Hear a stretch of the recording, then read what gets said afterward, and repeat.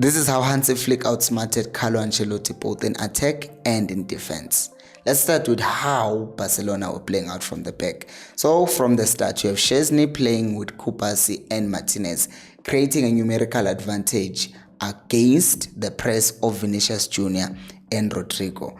And what Real Madrid will then try to do next is they will try to push Lucas Vazquez all the way up to press Martin. And when that happened, since Rodrigo had a problem of not knowing who to prioritize in his press, the keeper or Martinez, he was then late in pressing Martinez. And then when he arrived at Martinez, he will then just pass the ball wide to Martin. And then you'll find Martinez making a forward run, availing himself for the next pass. And the next thing you know, you'll find Barcelona in positions like this. So already from the get-go, it was clear that Barcelona had a plan and Real Madrid did not really know how to press Barcelona. But we continue, because from here on, it just continued to see that what would then happen is that Barcelona's pivots, which is De Jong and Pedri, were just allowed to do as they please.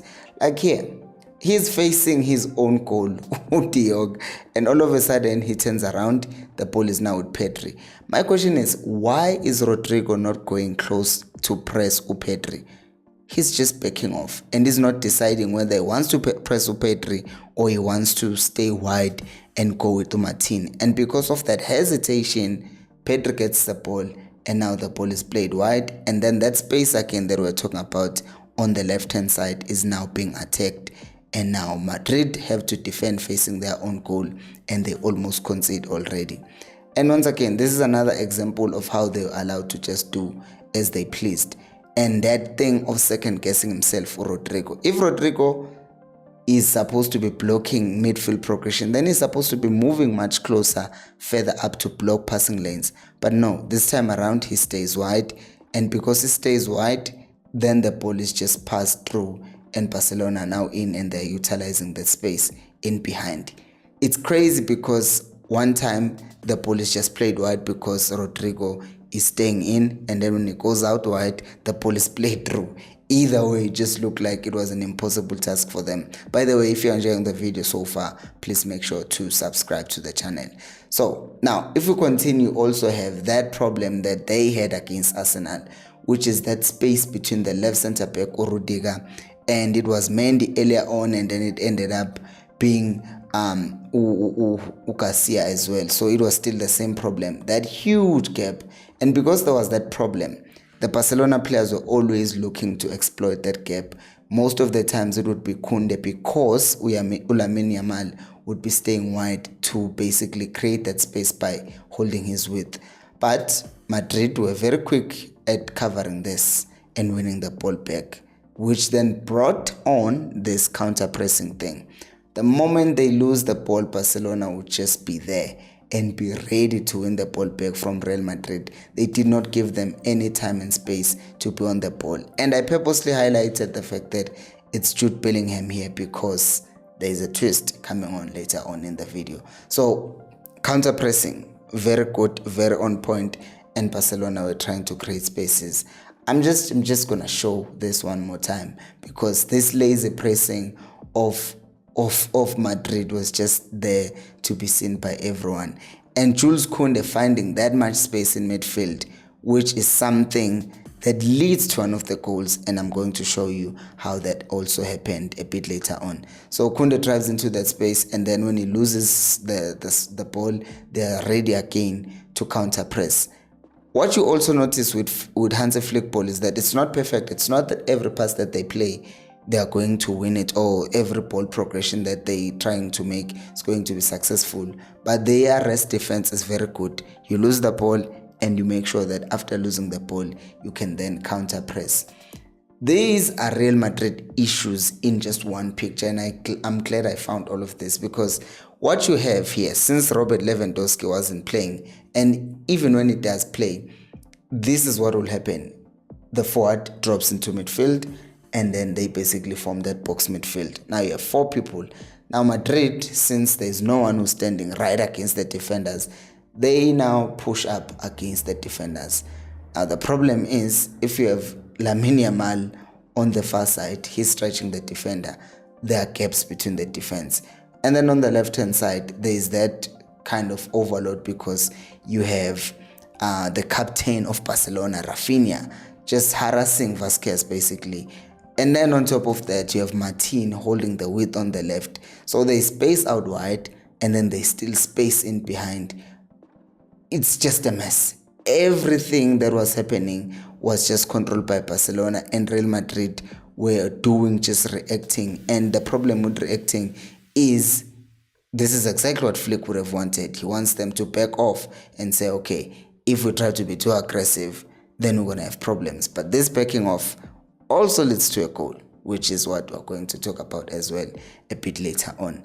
So the ball this time around is played wide, and once again, we end up finding Barcelona being behind. But then since they did not have a striker, sometimes there was no one in the box.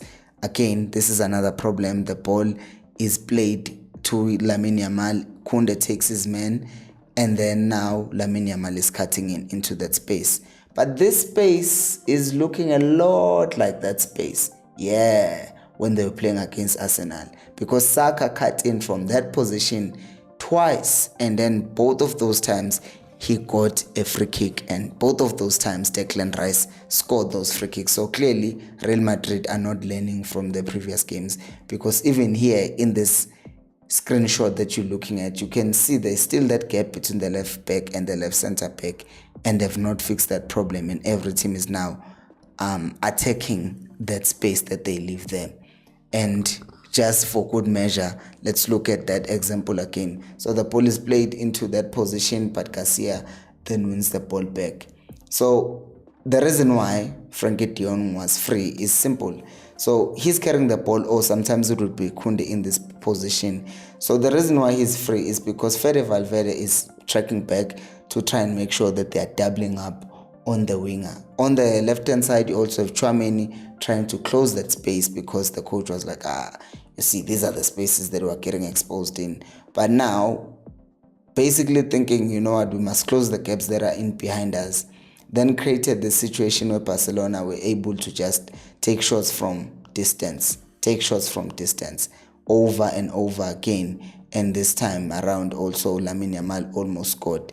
And in the final 6 minutes of the game, same thing. Defenders have backed off, they lose the ball, Koundé gets the ball, he shoots, they score, Barcelona wins the match. And this is another thing about Madrid, they don't learn. This happened in the 60th minute. Koundé plays the ball long to that space. Okay, now I have to say this. It's understandable. Madrid at this point were kind of desperate because they wanted a goal. So they had left that space behind because they were trying to get a goal. So Koundé plays the ball into that space, and then it's being attacked. And then Barcelona finds themselves in that space, but they miss a chance. Now, 33 minutes later, Barcelona were trailing the game. So I do not understand why Madrid had committed so many men forward, right? But they had, and they left that space. So what does Barcelona do? They pass the ball into that space, Courtois comes out as panicking, and then Torres ends up scoring a goal. It's 2-2, it's the goal that takes them to the extra time, and then Koundé scores the winner. But let's look at how things were defensively. So what Madrid were trying to do here, because Barcelona are very good at pressing, they were just trying to go long. And in them going long, Frankie de Jong would then drop back and be part of the center back between Ukubasi and Martinez.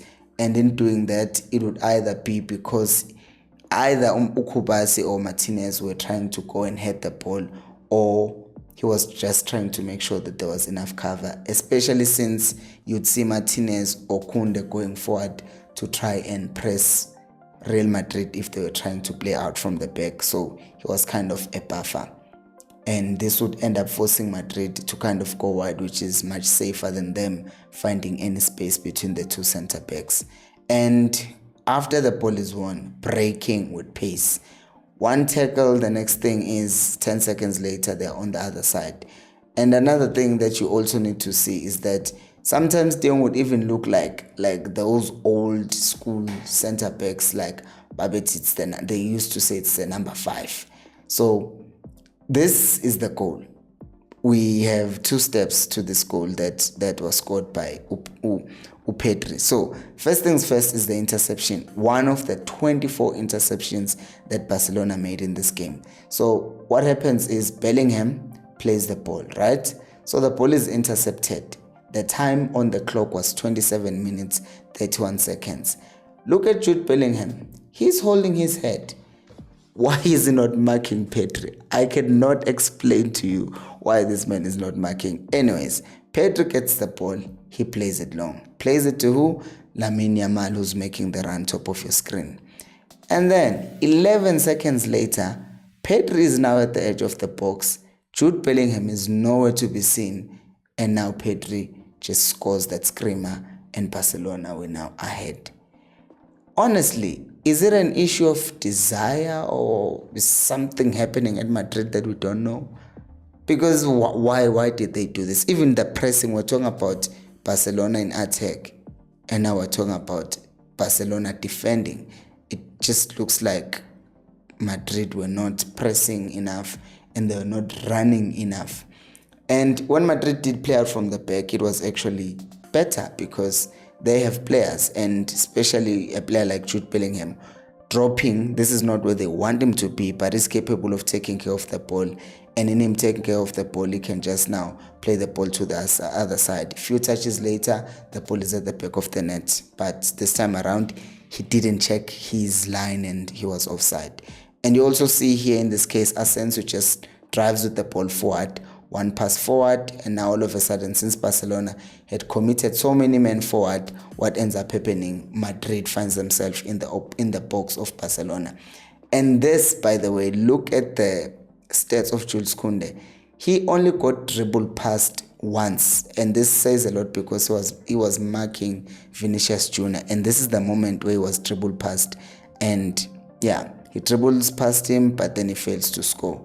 So for the rest of the game, you just saw Koundé being busy dealing with he was dealing with Vinicius the whole game, unfortunately for Vinicius. So second half, Madrid were going long, just like they did in the first half. The only difference is they had a plan this time. Win the second ball. So you still see De Jong is there winning the aerial duel, but then Bellingham is there to now win the second ball.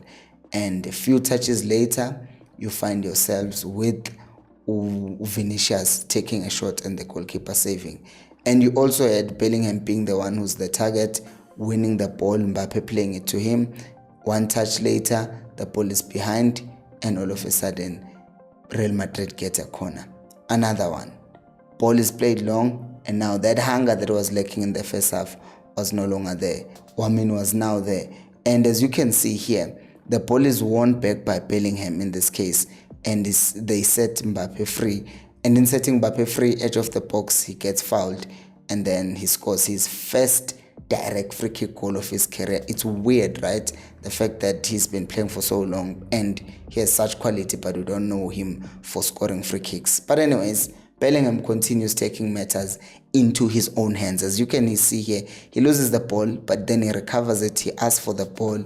He releases his striker. He releases Mbappe again, who ends up getting a shot off. And then this becomes a corner. Now, in this corner, take a look at this. Do you see Koundé? He's marking Asensio. You see Martin, he's busy with Bellingham. You see Tchouaméni is marked by Kubasi. That is very important because the goal came from that moment. Because here, the first corner comes in, almost like a warning, right? So the corner comes in, as you can see, Bellingham with Martin. You can see that there is Asensio with Koundé, and then Kubasi heads the ball away, right? And then what ends up happening, Madrid gets another corner from this situation, right? But now the goal goes in. What you need to check here in the second corner is that in the second corner, what happened is the places were swapped, right? How were places swapped? Now you have Tchouaméni no longer being in the near post, but now he's more central. And then Asensio has gone forward. Kubasi is marking Asensio. Martin is still marking Bellingham. But Koundé is completely lost and he does not get to see the ball, and as he does not get to see Tchouameni who's behind him, and this time Tchouameni gets to the ball and is free and ends up scoring the goal. So in a way, Koundé was just redeeming himself, because that corner kick goal was his fault to allow it to happen like that, because he lost his man. But what did you guys make of that game? And have you subscribed yet? Please do make sure to subscribe so that I can continue making more videos like this. But thank you so much for watching. I will catch you on the next one, and check out this video that YouTube thinks you might like. Bye bye.